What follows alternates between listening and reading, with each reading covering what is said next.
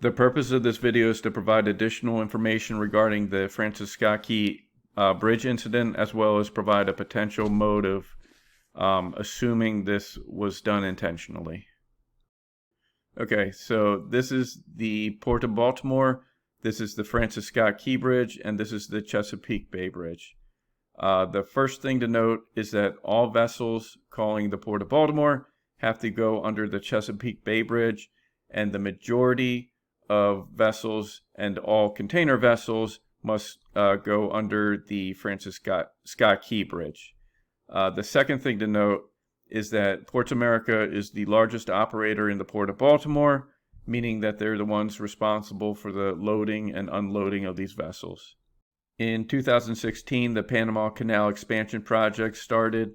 The purpose was to expand the Panama Canal so that larger vessels would have a shorter route, specifically coming and going from China and the east coast of the United States.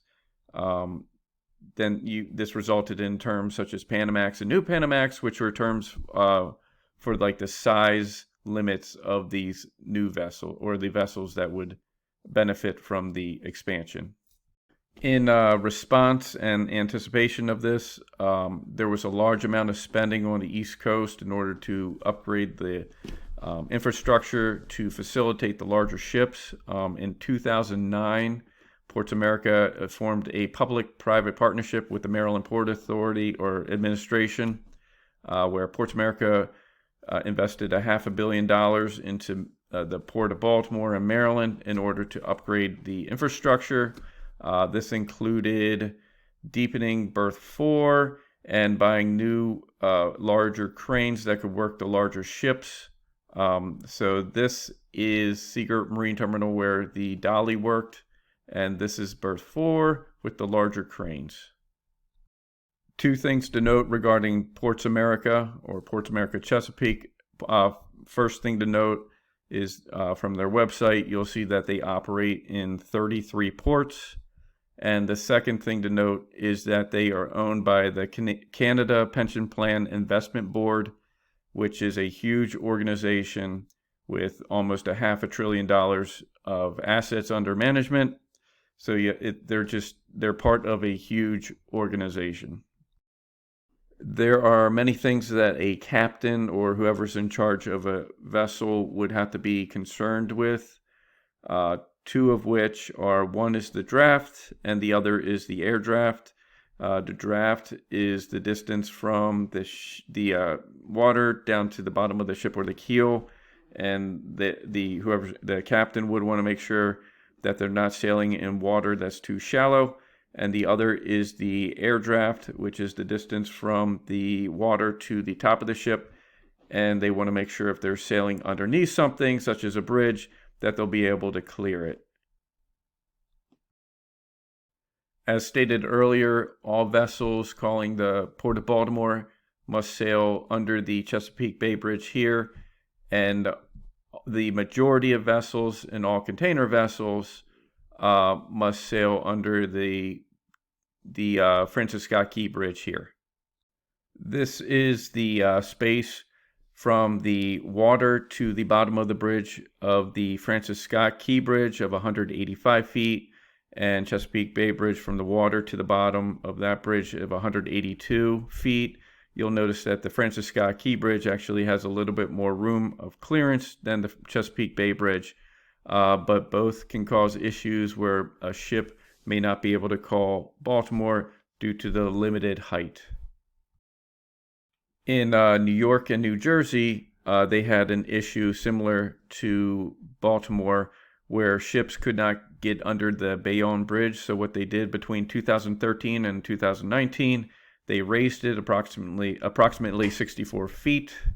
And this is an image of what it looks like now. And you can see this is where the bridge was, and they raised it to this height here.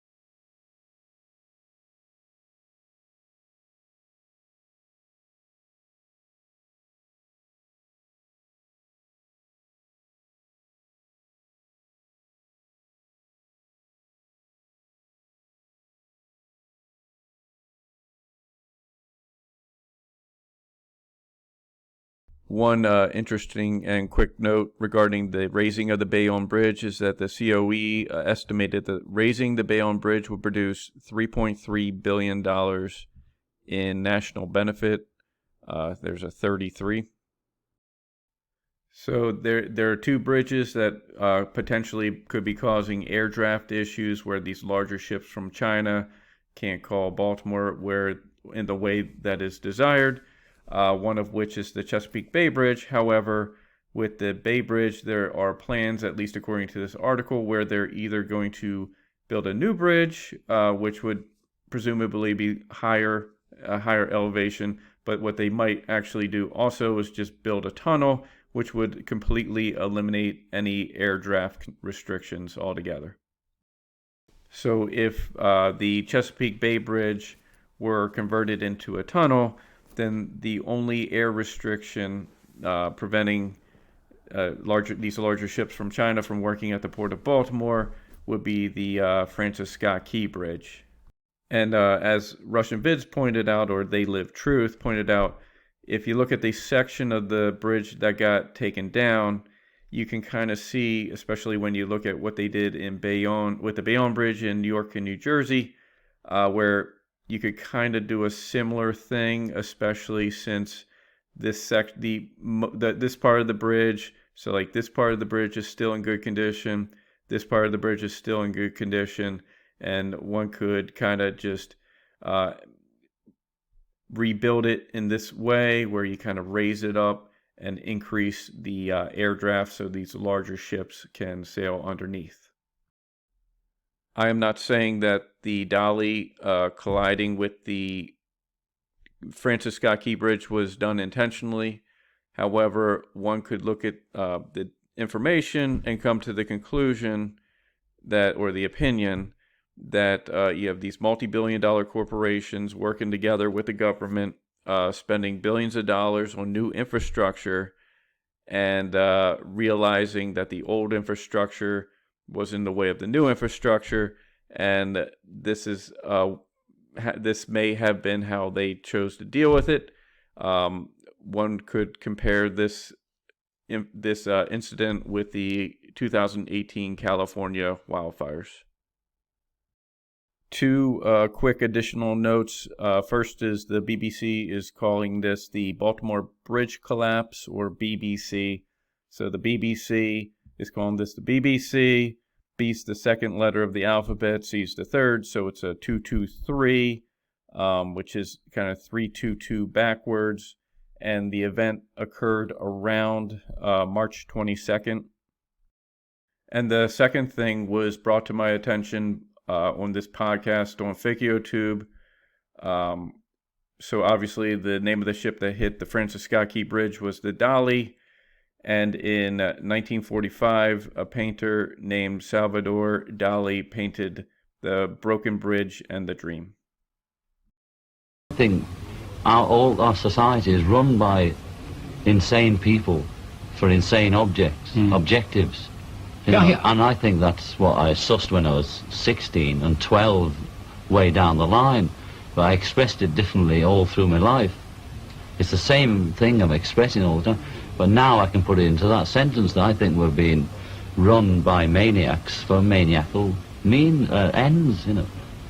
If anybody can put on paper what our government and the American government, etc., and the Russian, Chinese, what they are actually trying to do, you know, and what they think they're doing, I'd be very pleased to know what they think they're doing. I think they're all insane, you know, but I'm liable to be put away as insane for expressing that. You know, that's what's insane about it.